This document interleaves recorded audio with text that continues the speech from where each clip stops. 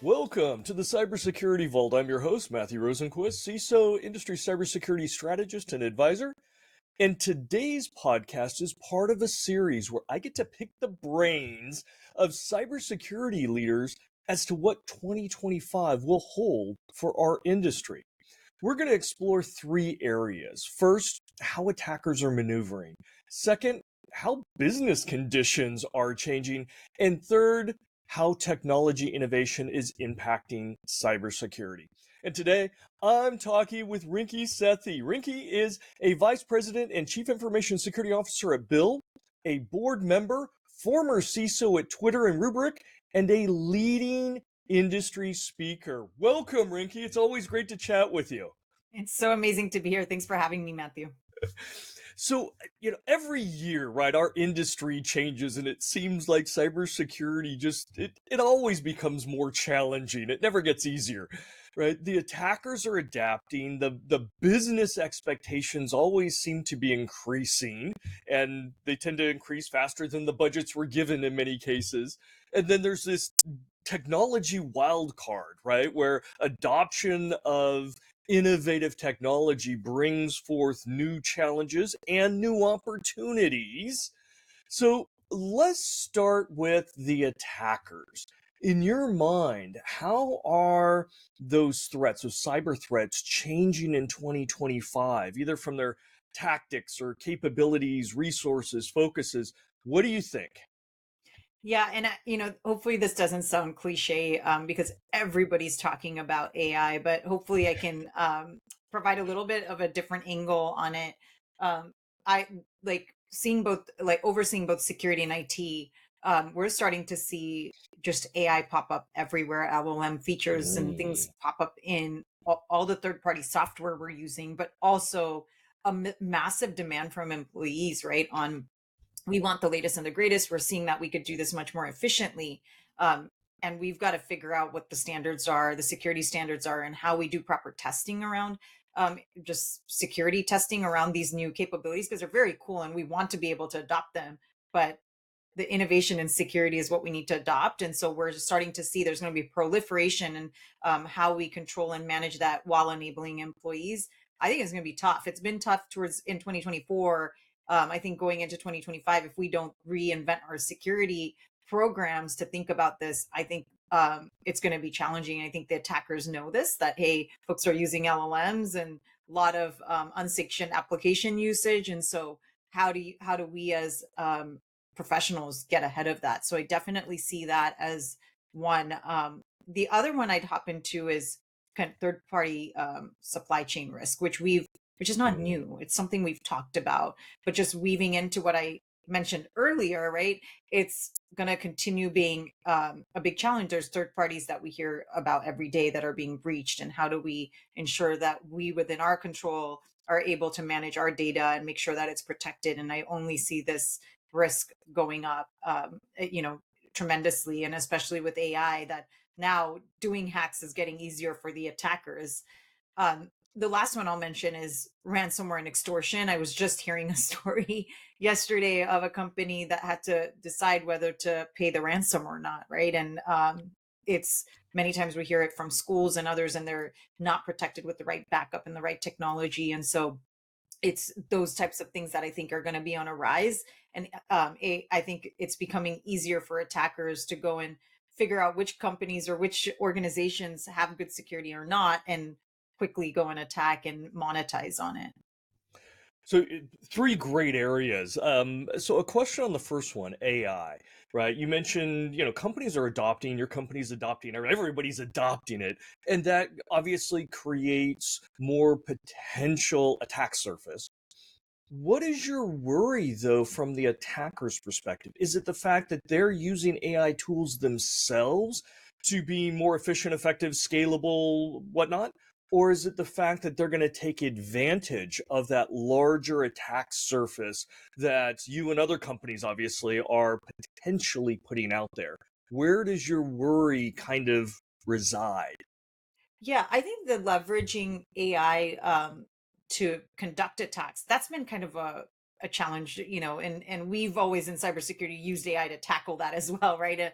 On the good side, but I think it's the attack surface increase and understanding like these things are like everyday applications we're using are starting to integrate with LLMs. Some are open source, some are not, and understanding how your data is protected when you're using that. Is it segregated in the right way? And so I think those types of things attackers are paying attention to that too, and so the attack surface is larger, and so how can they go after your data? And I think that's the thing we've really got to think about hard.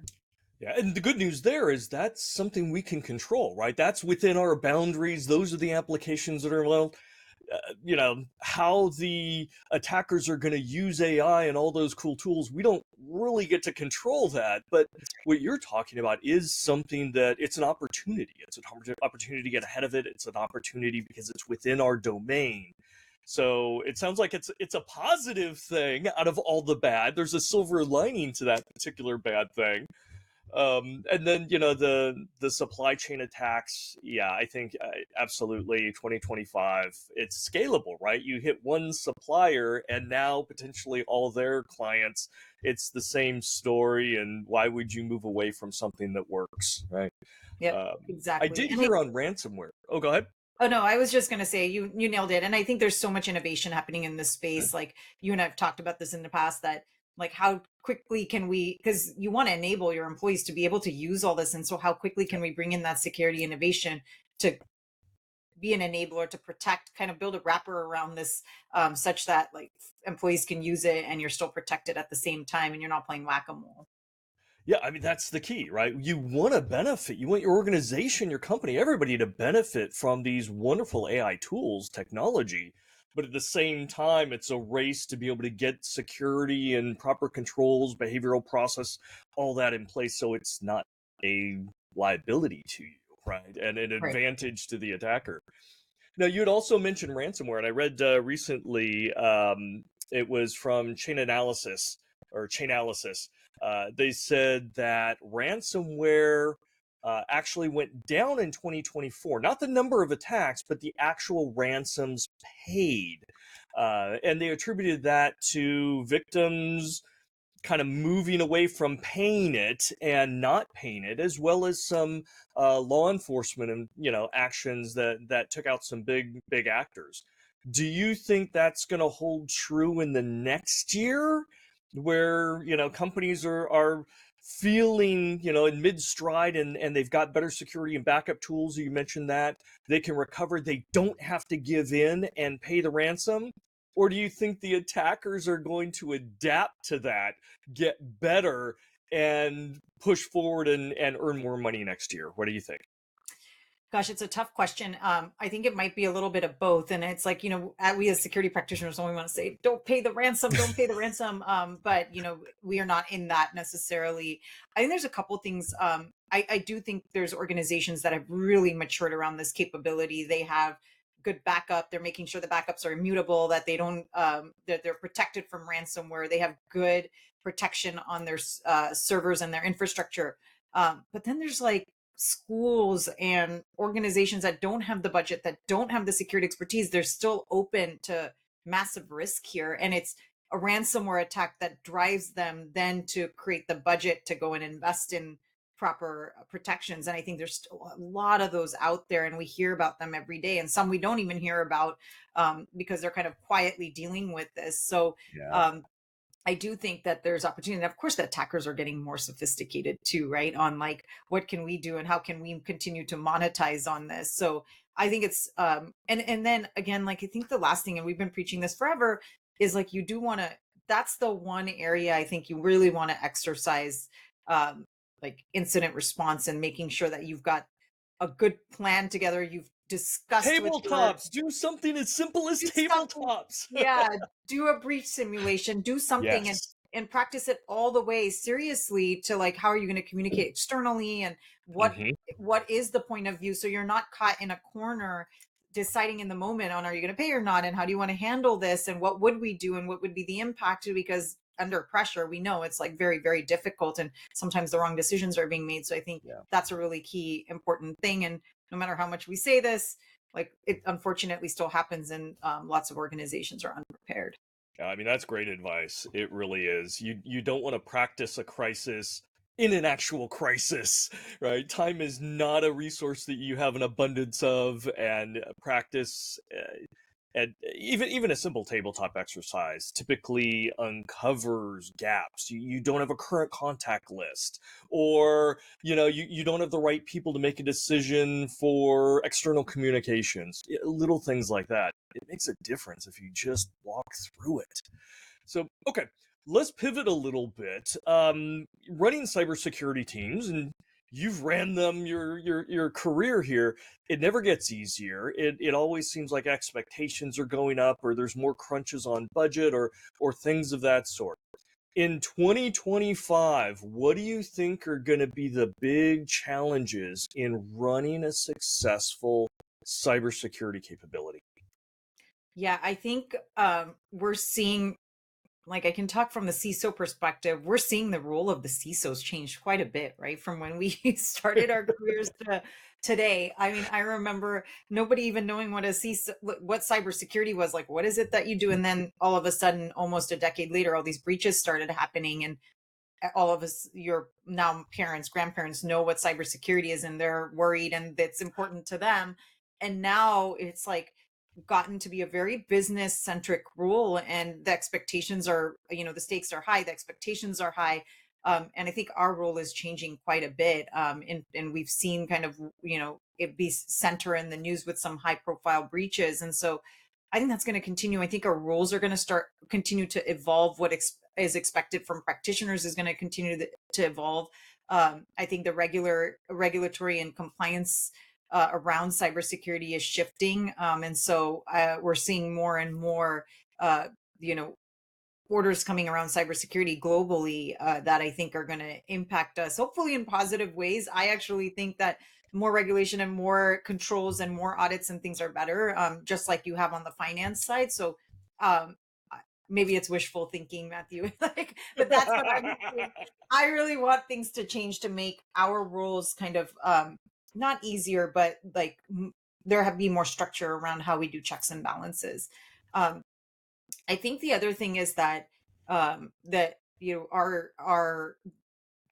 the boards care about cybersecurity. It's being talked about everywhere, and like there's a lot of interest. And I think board member now you see as a part of NACD and a lot of the board guidance, cybersecurity is a big portion of it. Like, what should we be asking? How should we be conducting? And it's not just a list of questions, but what relationship should the board have with the CISO, and how do you have the right conversations? I think that's really important, right? On how uh, they're supporting security as part of the business. um, I think the other thing is like we've got to uh in how we run our programs, you can see we're reading a lot of things around IT and security tools. We see innovation every day, and we're like looking at it and it's like, okay, there's a lot of talk about AI, but this is still a long ways. It seems years away from us really like being able to implement it in a way that it's Yeah. going to replace anything. But I do think it's time for us to really look at that innovation and figure out kind of how we're going to upskill, up level our talent to make sure that they see their future, and are excited about leveraging technologies that drive efficiency rather than scared of it or saying, oh, that's going to replace me. It's like, no, no, this is going to create massive opportunities for an industry where the talent shortage is already insane. So I think that's going to be a big shift. I hope we all like talk about this in the right way, and people don't have this fear of I've got to hold on to my job, but rather like, hey, how do I upskill and up level? And I hope those conversations start this year. And I think I'm starting to see it, and hopefully they'll continue. I personally think they will. I think they have to, with the pace of innovation, and it has to come about. But let me ask you an ugly question, so I'll apologize now. And it goes back to that growing expectation, the growing role of the CISO, and as well as from the board members, right? A lot of CISOs have come up from the technical space. They are proficient, they are skilled in that, but they're not necessarily savvy in regards to business conversations. And, at least I've seen kind of a chasm between your typical CISO, who's very proficient at what they do, and the board, who's trying to oversee, and the CEO and the C suite trying to oversee the business decisions and whatnot. there seems to be a chasm between the communication and expectations of those groups. CISOs aren't talking business, and business don't necessarily understand the finer pleasantries of managing cyber risk. Do you think that's going to change? Are we going to have CISOs that are going to be getting more MBAs? Are we going to have board members that are going to have to learn more of the language or structure of cybersecurity and what it really means and how it contributes to the business or doesn't? What do you see in 2025? Is things just going to fall apart, or are we going to get better? What do you think? Yeah, it's so interesting that you asked that because I'm a computer science engineer by trade, right? And uh, it took me a long time to like it was like the role was very technical, right? And then it started changing, Mhm. and yet like we weren't skilled with it at all. It was when I sat on the board of ForgeRock that I got exposure because like let's talk about CISO reporting structures. Not all of us sit on the CEO staff. We're not in all of the business meetings. Like many of us report to CTOs or CIOs, or and and if your leader does a really good job of giving you the business acumen, then you might start saying, okay, I understand what's going on, but otherwise you might not. And then sitting on the board of ForgeRock was really eye opening for me because I was like, wow, like this is what they're talking about and this is what they're thinking about. And they're talking about like COVID and how it's going to impact the workforce. And then I'm like, oh, there's a vulnerability that needs to go and get fixed. And it's like a mismatch, right? And I'm like, Yeah. okay, how do like how do you bring that, right? And yet a cybersecurity breach could cost the company everything. So how do you bridge that gap? And it took me like, okay, I need to understand financials. I need not to a deep level, but become more business savvy and self-educate and understand what's important for leaders in the company. But what I also realize is like we've always held kind of risks.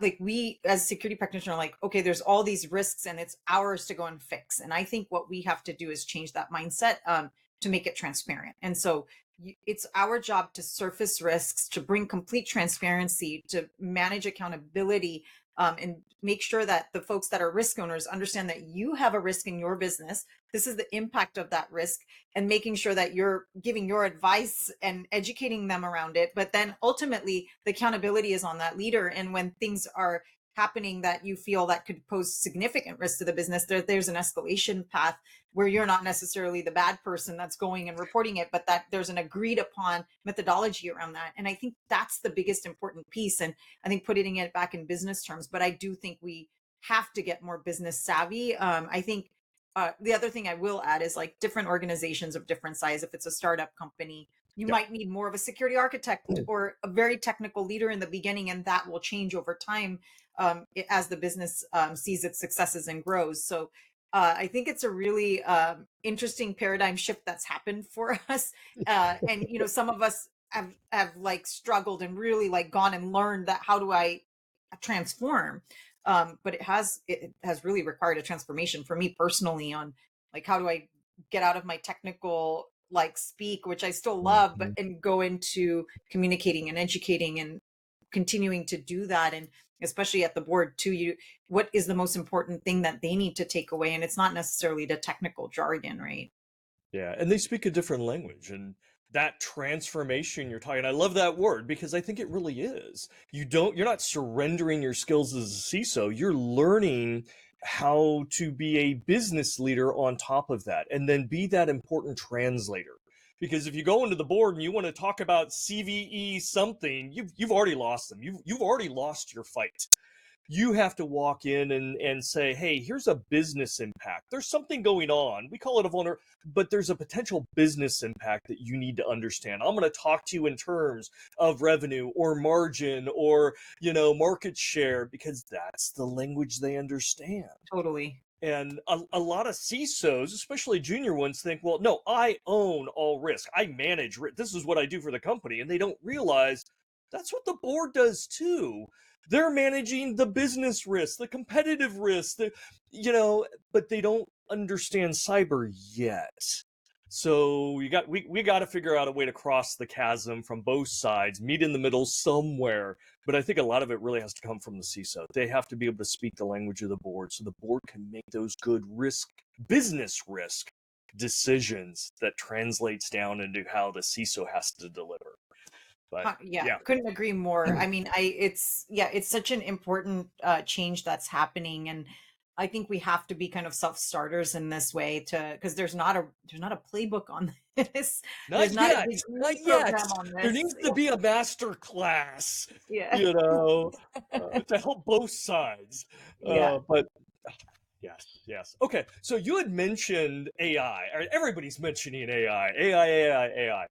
And I agree. It's one of the disruptive technologies out there. But let's kind of focus in from a disruption perspective. Is it only AI that we need to worry about in 2025? Is there, blockchain or quantum? Is it just AI? And if it is, let's dive in a little bit deeper. What are those risks that we really need to be thinking about? You'd mentioned kind of the infrastructure, we're adopting it and it could create all sorts of new vulnerabilities and exploitation opportunities. Um, the bad guys potentially may be using it. Are there other elements or layers to this story? yeah. I mean, I think like we're hearing a lot about quantum and quantum computing and threats and opportunities, some cutting edge tech that's being, we're still, I think most of us are still waiting to see application of quantum, right? But there's definitely threats. I still go back to zero trust, right? I mean, and it sounds, again, it's like it's probably boring and overplayed, but when we think about our identity and access management programs, just if we start with that, that's such a huge problem on getting that in Mm-hmm. control. And you're like it like look, we can probably, between you and I, probably name 50 startups that are working on non-human identity governance, like, Mm-hmm. human identity, threat detection around identity. So there's so much in that space, and so we know it's still a big problem, right? And yet we're like excited about AI and like LLMs and how we It's apply that to sexy though. security. AI is sexy. That's It's great so to talk sexy. about. Yeah, yeah, yeah. It's fun, right? But yet we have these fundamental things that we still need to handle. And I think the application of AI is like, I think the part that gets exciting is there a cleaner, faster, more innovative way to do this, because we still don't have control on it. Then we think about like asset management. And so I think like there's four things that I think are coming together. It's around identity access management. It's around your identity and access management, asset management, your data security, um, Ooh, vulnerability management. And I think there's like those things are like, everybody I talk to, every like security person, it's like that's still a challenge, real big challenge. And the last mile is still a big challenge, Matthew. And yeah. this is like it's like sounds so old school and boring, and this is what we're focused on in 2025. But the last mile of taking a look at all your identity issues or vuln issues, prioritizing them, deduping them, assigning them, understanding the exploitability, then getting Jira tickets assigned, then chasing the owners to go and remediate issues, finding out if people still need access. These things are still so challenging, and they're actually the most time consuming part of security, right? Like it's the part that takes the most resources. It's the part where if you get behind, you start getting into compliance issues and you get into security risk. And so I think this is still, and I think this is the part where we as practitioners, like, can AI help us like just deal with that? And so that we can then go and focus strategically on the aspects of zero trust that really need focus. And so I think that's still a big thing. And that's where I think AI becomes like this sexy new term that we're like, can it help us with some of these things we've been dealing with for a decade? So I'm kind of reading between the lines here, but tell me if I'm picking up on this. Essentially, you're saying we have fundamental block and tackling that we still have to do. Don't get distracted by all the shiny new innovative technologies unless they can tangibly help you with the fundamentals, the basics that we're still struggling with, right? Deal with the 80% first before you're going to go after the last 20%.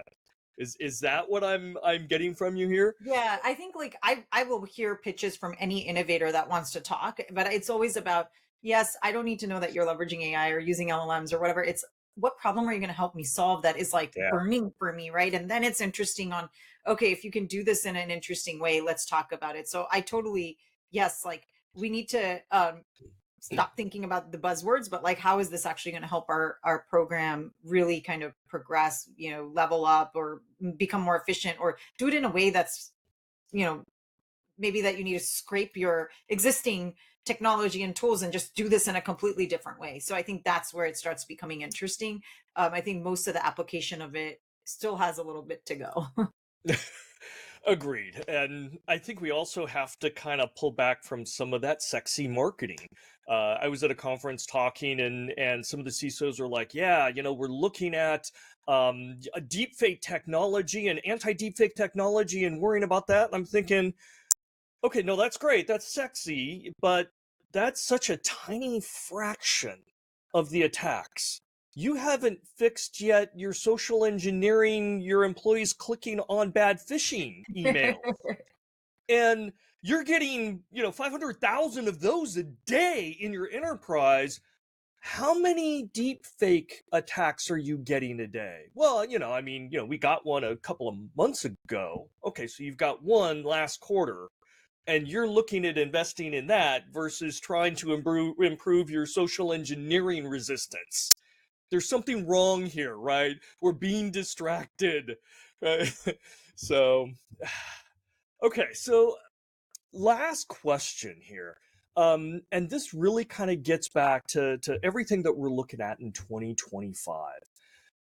We've got a lot of cybersecurity leaders and CISOs that watch this podcast. What is your advice to them? Right, we're just starting February here. We're coming to the mid part of February. This is our opportunity. What should they be focusing on? What's the one thing that they should just nail in the next few months for their organization? Gosh, one thing. I mentioned this earlier. We're always talking about taking a look at our programs and our security programs and like making them better. I think it's the most important time now that if we don't reinvent our programs completely, and as much as you love or hate AI and the it's here. And if we're not really looking at this from the lens of we've got to relook at our program and these vendors that have been here forever, do we need to kind of relook at things? Do we need to relook at the attack surface or the threats and really kind of figure out, are there better ways to doing things? Because I don't think, with the talent shortage, with all of us being asked to become more efficient now, I think if you don't look at your program, people are going to see writing on the wall, and that's the last thing we need for our industry. And so it's like how we uplevel our program and inspire people to upskill is going to be super, super important. It's time to reinvent, and I really strongly believe that that the earlier we get on that, and it might not mean that you rebuild everything in your program this year, but saying like, hey, 2 to 3 years, here's kind of the roadmap of what we see coming and how we need to upskill, but then also like what we might be looking to transform within our organizations. I think that's going to be really, really important, inspiring for people on your teams to retain talent, but also just staying ahead of the curve. And I think it's kind of like I feel like this time period is even more crazy than what we went through when the cloud transformation happened, right? Yeah. I think it's going to be faster. So anyway, that's probably controversial because there's a lot of leaders I know that disagree, but I strongly believe this. Well, it is controversial because really what I hear you saying is be proactive, right? Be proactive in the people and their concerns about AI taking over their job. Be proactive in understanding how the threats are adapting. Be proactive in realizing how your company is going to throw itself at every AI tool and it's going to cause security issues. Right, that's always been that brass ring we've wanted to be transition from reactive to proactive. And it sounds like you're saying 2025 is that year that you really do need to start getting closer to that. You really need to take steps, tangible steps to be more proactive. Otherwise, you're going to take it in the shorts by the end of the year, right? People are going to abandon, you're going to have all sorts of more vulnerabilities. AI won't be your friend and you'll be very unhappy with it. Yeah. Um, I mean, do you think that's possible? Do you think we can, as an industry, become more proactive given everything that we have to do day to day? I think it's really hard. It's really hard. And all it's going to take for you to is like somebody to asking you that, hey, like every board is asking their execs, like, hey, are we applying AI to a product and to your whatever? And it's like going to be a matter of, I think, moments that like, hey, we how much are we gonna keep adding to the team? Like, how are you becoming more efficient? How are you leveraging AI? And how why are we not moving faster? And you don't want to be reactive to that and then go have the team scramble. Oh no, we need to figure out how we patch on AI to our program. Rather think about it like when it's more thoughtful, it's like, hey, really like technologies have a ways to go for us to, but we see kind of that line of, we see that light at the end of the tunnel that 2 to 3 years from now our secops might look different, right? Because there's going to be technologies that are going to come in that are going to do better detection or whatever it is. And we can see that happening even though it's not here today, but having that vision and being able to chat about it and looking at it now is going to be super important. Otherwise you're going to be like, we got to go do something to patch something on just so we can answer to these things that are being asked. And um, that's not the place you want to be. And I've always believed that practitioners want to be in the places that are the most innovative. Yeah. Great practitioners want to be in the place that are most innovative. So I think it's really important to think about. Yeah, no one wants to be in that grind, that reactive bolt on. You have Yeah. to do, 80% more work because you didn't get ahead of it in the beginning. That ounce of prevention is really worth, equivalent to that pound of cure. Great insights.